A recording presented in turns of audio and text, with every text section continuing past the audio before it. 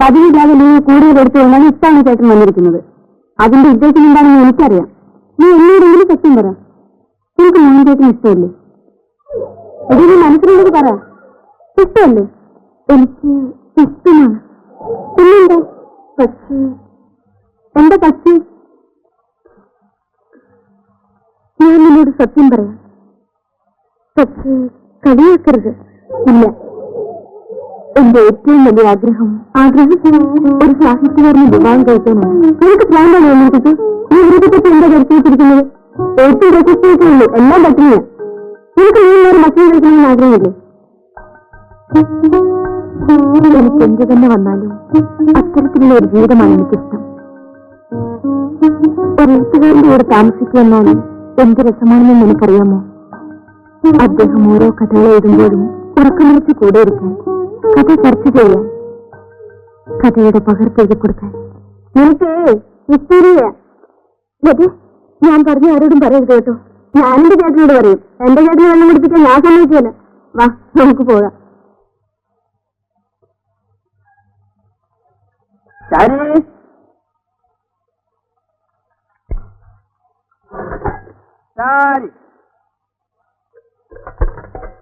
അതെന്തിനാ സാരി സാരി വിളിച്ചോണ്ടിരിക്കുന്നത്?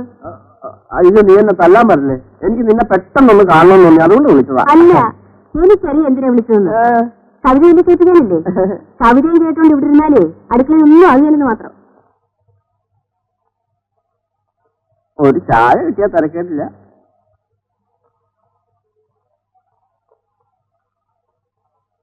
നന്ദി ചേച്ചിയുണ്ടോ? ഇല്ല. കേറിവാ.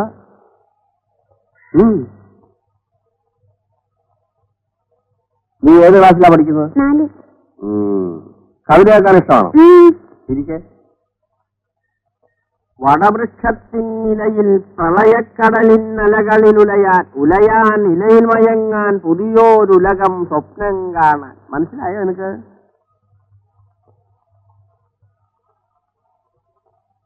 എന്തെന്നാണ് എനിക്ക് മനസ്സിലായത്? വെറുതെ ഒരു തലയാട്ടുന്നത്. അല്ല, ഞാൻ അറിയാനായിട്ട് ജയിക്കുക. കവിത എഴുതാൻ എഴുതിയാ പോരെ? വഴിയെ പോകുന്നതിനെ വിളിച്ച് എന്ത് കേൾപ്പിക്കണോ?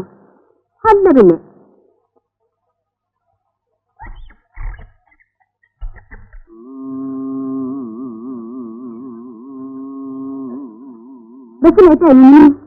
കിട്ടിയോ മോളെ?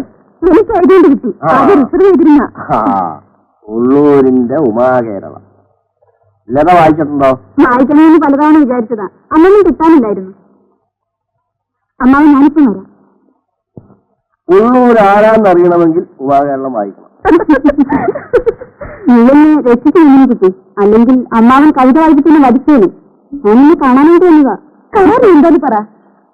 വേണേട്ടന്റെ കത്തും ഫോട്ടോയും വന്നു. അടുത്ത മാസം ലീവിൽ വരുമെന്ന്. അതിന്റെ അർത്ഥം നമുക്ക് മനസ്സിലായോ? നീ വേണേട്ടിനെ കണ്ടിട്ടുണ്ടോ? കണ്ടെന്നോ കണ്ടതാണ്. ഇപ്പൊ ഓർമ്മയില്ല. എന്നാ ഇപ്പൊ ഒന്ന് കണ്ടു നോക്ക്. ദേ, കണ്ണുവിടരുത് കേട്ടോ.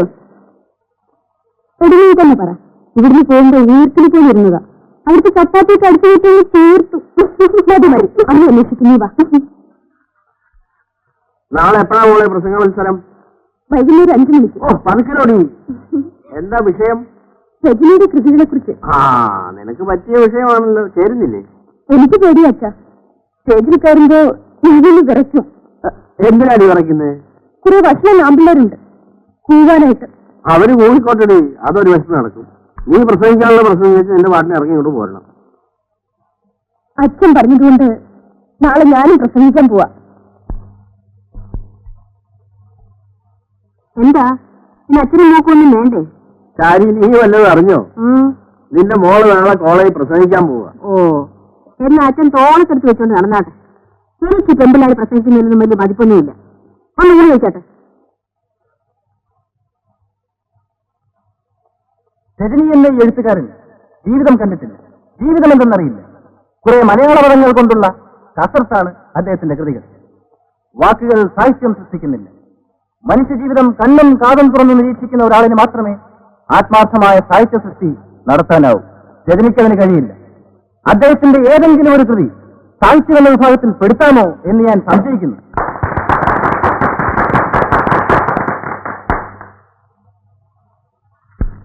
അടുത്തായി അങ്ങനെ കുട്ടി സെക്കൻഡ് ബി എ.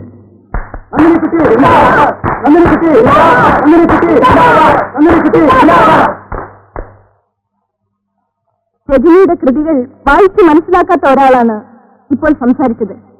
രജനി സാഹിത്യകാരനല്ല എന്ന് പറയാൻ അക്ഷരമറിയാവുന്ന ആർക്കും സാധ്യമല്ല. അദ്ദേഹത്തിന്റെ ഓരോ വാക്കിലും അക്ഷരത്തിലും അനിർവചനീയമായ മധുരം ആദേശം ചെയ്യപ്പെട്ടിരിക്കുന്നു. രജനിയുടെ തൂലികയിൽ നിന്ന് അടർന്നു വീഴുന്നത് എന്തും സാഹിത്യ തരികളാണ്. എന്റെ മാന്യ സഹോദരനോട് എനിക്ക് സഹതാപമേ ഉള്ളൂ. അങ്ങനെ നോക്കുന്ന പക്ഷം രജനിയെ അധികരിക്കാൻ പോകുന്ന ഒരു എഴുത്തുകാരനെ ഈ കാലഘട്ടം കണ്ടുപിടിച്ചില്ല. എന്റെ വാക്കുകൾ ഞാൻ ഉപസംഹരിക്കുന്നു. ആട്ടെ, നീ വിറച്ചോ പ്രസംഗിച്ചപ്പോ? പ്രസംഗിച്ച് തീർന്നത് വരെ ഞാൻ ഒന്നും അറിഞ്ഞില്ല. ആഹാ, ആട്ടെ, ഈ വിവരം നിന്റെ അമ്മ അറിഞ്ഞോ? അയ്യോ, അച്ഛൻ പറഞ്ഞാൽ മതി, എനിക്ക് പേടിയാ. ശാരി, എടി ശാരി, നീ ട്രോഫി എന്ന് പറഞ്ഞൊരു സാധനം കേട്ടിട്ടുണ്ടോ? കേട്ടിട്ടില്ലെങ്കിൽ ഇതേ കണ്ടോ, ഇതാണ് ട്രോഫി. എന്റെ മകൾക്ക് പ്രസംഗ മത്സരത്തിന് 1ാം സമ്മാനം കിട്ടിയ ട്രോഫിയാണിത്. ഇത് തൊടരുത്, ദൂരെ മാറിയെന്ന് കണ്ടാ മതി. എന്താ തൊട്ടാല്? ഇതേ അച്ഛന്റെ അമ്മയുടെയും ഗുണം അറിയോ? അമ്മയുടെ ഗുണം ആരെ കൊണ്ടൊന്നല്ല, അച്ഛന്റെ മാത്രം ഗുണം കൊണ്ട് കിട്ടിയതാ. അല്ലേ 1ാം സമ്മാനം കിട്ടിയെന്ന് പറഞ്ഞപ്പോ അവളുടെ ഒരു അവകാശവാദം കണ്ടില്ലേ? യാതൊരു അവകാശവാദവും ഇല്ല. ഒരുത്തന്റെ കൂടെ പൊറുക്കാൻ പോകുമ്പോഴേ നിങ്ങൾ നേരത്തെ ഇതുപോലെ സാധനം എടുത്ത് മുമ്പിലോട്ട് വെച്ചു കൊടുത്തേക്കാം. ആലോചിച്ചോളാം. അല്ലേ മോളെ? ഇനി ഇയാള് വന്ന കാര്യം പറ. ലതയുടെ കല്യാണക്കാര്യത്തെ പറ്റി ഞാൻ അമ്മനോട് പറഞ്ഞിരുന്നില്ല. വേണു അടുത്ത് തന്നെ ലീവിൽ വരുന്ന കത്ത് വന്നിട്ടുണ്ട്. അങ്ങനെയാണെങ്കിൽ ഞാൻ പോകുന്നതിന് മുമ്പായിട്ട് ആ കല്യാണം നടത്താന്ന് വിചാരിക്കുക. അമ്മാന്റെ അഭിപ്രായം എന്താ? അവള് പഠിക്കല്ലേടൂ. അവളുടെ പഠിത്തമൊക്കെ കഴിഞ്ഞതിന് ശേഷം പോരായോ ഈ വിവാഹം? അവള് പഠിച്ചിട്ട് കാര്യമൊന്നുമില്ല അമ്മ. അവൾക്ക് പഠിക്കാനൊന്നും താല്പര്യമില്ല. പിന്നെ വെറുതെ വീട്ടിലിരുന്ന് ബോറടിക്കണ്ടെന്ന് എഴുതി അയക്കുക. അതാ മോഹന അതിന്റെ ശരി. പെമ്പിള്ളേർക്ക് അത്രയ്ക്കുള്ള പഠിത്തം മതി. ഇപ്പൊ നന്ദിനി കുട്ടിയാണെ പഠിക്കും, പഠിക്കാൻ താല്പര്യമുണ്ട്, എത്ര വേണേലും പഠിപ്പിക്കാം. ചാരി, ഈ വേണു നമ്മുടെ ശർദിലായി സാരം പിടിച്ച് ചത്തുപോയ വേലിപ്പിള്ളയുടെ മോനല്ലേ? അതെ അതെ അതെ. ബൊക്കാറോ സ്റ്റീൽ പ്ലാന്റിലാ ജോലി. വേണുവിനെ കൊണ്ട് ലതയെ കല്യാണം കഴിപ്പിക്കണമെന്ന് അമ്മയ്ക്കും വലിയ ആഗ്രഹം ഉണ്ടായിരുന്നു. ഇനിയിപ്പോ അവള് പോയാൽ 4 വർഷം കഴിഞ്ഞ് ലീവ് കിട്ടും. നടക്കട്ടെ. നടക്കട്ടെ എന്ന് പറഞ്ഞാൽ അവൾക്ക് അച്ഛനും അമ്മയും ഒന്നുമില്ല. എല്ലാം നടത്തി തരേണ്ട അമ്മാനാണ്. അത് പിന്നെ അതൊക്കെ വിധിപ്രകാരം വേണ്ട പോലെ നടന്നോളും. നടക്കും, അല്ലെങ്കിൽ നടത്തും. നീ ചോറ് കൊണ്ടു വേണ്ട മകളെ, കാത്തിരിക്കും. നല്ല അധികം ശരി.